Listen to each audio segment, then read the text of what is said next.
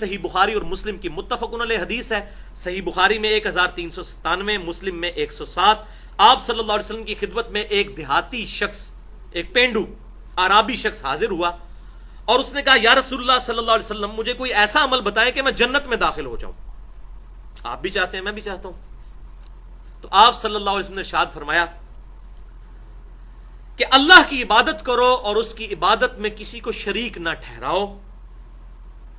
اور پھر آپ صلی اللہ علیہ وسلم نے 4 مزید باتیں ارشاد فرمائی، ٹوٹل 5 4 باتیں ارشاد فرمائی. جو یہ پہلی میں نے بیان کر دی. دوسری فرمایا فرض نماز کو قائم کرو. اس میں الفاظ ہیں فرض نماز کو، خالی نماز نہیں، فرض نماز کو قائم کرو. نمبر 3 فرض زکوٰۃ کو ادا کرو، وہ منیمم ڈیٹم لیول. اور نمبر 4 رمضان کے روزے رکھو. اس میں حج کا ذکر نہیں، کیونکہ اس وقت تک حج فرض نہیں ہوا تھا، حج کی فرضیت بعد میں آئی، وہ باقی حدیث میں مل گیا. تو آپ صلی اللہ علیہ وسلم کی جب یہ بات سنی تو اس دیہاتی شخص، سیدھا سادہ پینڈو آدمی تھا، اس نے کہا یا رسول اللہ صلی اللہ علیہ وسلم، آپ نے جتنا بتایا نا اس سے زیادہ میں نے کوئی نہیں کرنا، جتنا آپ نے بتا دیا، نہ میں اس سے زیادہ کروں گا نہ اس سے کم. اور یہ بات کہہ کے وہ وہاں سے چلا گیا. آپ صلی اللہ علیہ وسلم نے ارشاد فرمایا اگر کسی شخص نے کسی جنتی کو دیکھنا ہو تو اس شخص کو دیکھ لو. اچھا، اس حدیث کی وجہ سے ایک بہت بڑا ٹروتھ ریویلڈ ہوا ہے، جو علماء کہنے سے ڈرتے ہیں، لیکن میں ڈرتا نہیں ہوں اللہ کے سوا کسی سے. میں حق بات آپ کو بتاؤں گا چاہے کسی کو بری لگے، کہ اس میں آپ صلی اللہ علیہ وسلم نے منیمم ڈیٹم لیول صرف فرض نماز کو قرار دیا ہے، سنتیں اور نوافل اس میں شامل نہیں ہیں. اور فرض زکوٰۃ اگر کچھ زیادہ دیتا ہے تو دے. لہذا اس حدیث کے تحت الحمدللہ بالکل یہ واضح ہو گیا، ٹروتھ ریویلڈ ہو گیا کہ نماز جو آپ پہ فرض ہے وہ صرف 17 رکھتے ہیں، جس پہ اہل سنت اور اہل تشیع پوری دنیا کے مسلمانوں کا اجماع ہے.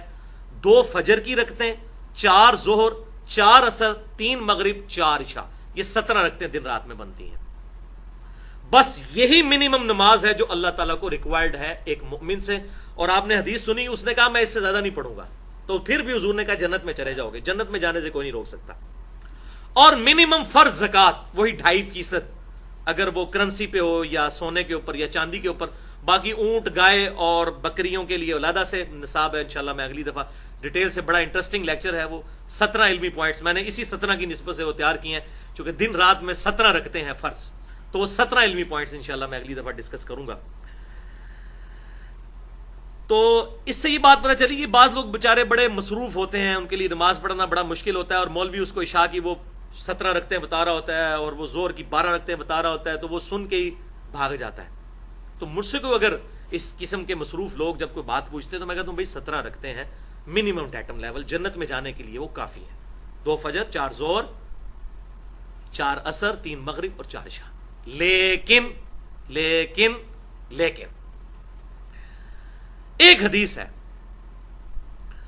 جو سنن نبی داؤد میں اور مسند امام احمد میں صحیح سند کے ساتھ موجود ہے، اور مشکات المصابیح میں بھی انٹرنیشنل نمبرنگ کے مطابق 1330 اور 1331 نمبر ہے، کہ آپ صلی اللہ علیہ وسلم نے ارشاد فرمایا قیامت والے دن سب سے پہلا سوال نماز کے بارے میں ہوگا. جس کی نماز درست نکل آئی اس کے باقی معاملات آسان ہوتے چلے جائیں گے، اور جس کی فرض نماز میں اگر کوئی کمی نکل آئی تو اللہ تعالیٰ فرشتوں سے فرمائے گا دیکھو میرے بندے کے اگر کوئی نفل نمازیں موجود ہیں تو ان کے ذریعے اس کے فرائض کی کمی پوری کر دو. تو نفل پڑھے ہوں گے، سنت موقدہ پڑھی ہوں گی تو کمی پوری ہوگی نا. اور پھر اللہ تبارک و تعالیٰ اس کے ساتھ عافیت کا معاملہ فرمائے گا. اور پھر آپ صلی اللہ علیہ وسلم نے فرمایا نماز کے بعد اگلا پھر سوال زکوٰۃ کے بارے میں ہوگا.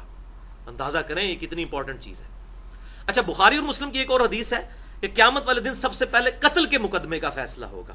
تو اس میں تطبیق اور آپٹیمل سولوشن یہ ہے کہ حقوق العباد میں سب سے پہلے قتل کے مقدمے کا فیصلہ ہوگا، اور حقوق اللہ میں سب سے پہلے نماز اور زکوٰۃ کا فیصلہ ہوگا. تو اس حدیث کے تحت پتا چلا کہ نفلی نماز بھی پڑھنی چاہیے، تاکہ اگر ہمارے فرائض میں کہیں کمی ہے تو کون شخص یہ دعویٰ کر سکتا ہے کہ میں بڑے پرفیکٹ فرض پڑھتا ہوں.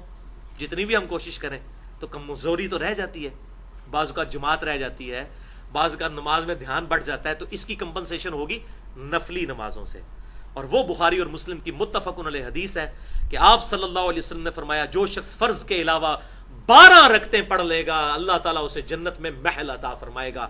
اور بخاری اور مسلم کی متفقن علیہ حدیث ہے کہ آپ صلی اللہ علیہ وسلم یہ 12 رکعتیں کبھی نہیں چھوڑتے تھے. پھر امہات المومنین سیدہ ام حبیبہ رضی اللہ تعالیٰ عنہ اور سیدہ عائشہ رضی اللہ تعالیٰ عنہ نے اور سیدہ ام سلمہ رضی اللہ تعالیٰ عنہ نے بیان کیا کہ وہ 12 رکعتیں ہیں 2 فجر سے پہلے، 4 ظہر سے پہلے، 2 ظہر کے بعد، 2 مغرب کے بعد، 2 عشاء کے بعد، یہ 12 رکعتیں بنتی ہیں. تو یہ 12 رکعتیں ہم پڑھیں گے تو انشاءاللہ ہمارے فرائض کی کمپنسیشن بھی ہوگی. اور اس کے علاوہ ایک اور نماز سنت موقدہ ہے اور وہ وتر کی نماز ہے، اس کی بہت زیادہ تاکید ہے. ایون وہ جو وتر کی نماز ہے اور سنت موقدہ فجر کی، یہ آپ صلی اللہ علیہ وسلم نے کبھی سفر میں بھی نہیں چھوڑی. فجر کی 2 سنتیں اور عشاء کے وتر، وہ آپ 5 بھی پڑھ سکتے ہیں، 3 بھی پڑھ سکتے ہیں اور 1 بھی پڑھ سکتے ہیں، بلکہ 13 تک پڑھنا آپ صلی اللہ علیہ وسلم سے ثابت ہے. وہ انشاءاللہ کبھی موقع ملا تو میں وتر کے حوالے سے بھی گفتگو کروں گا.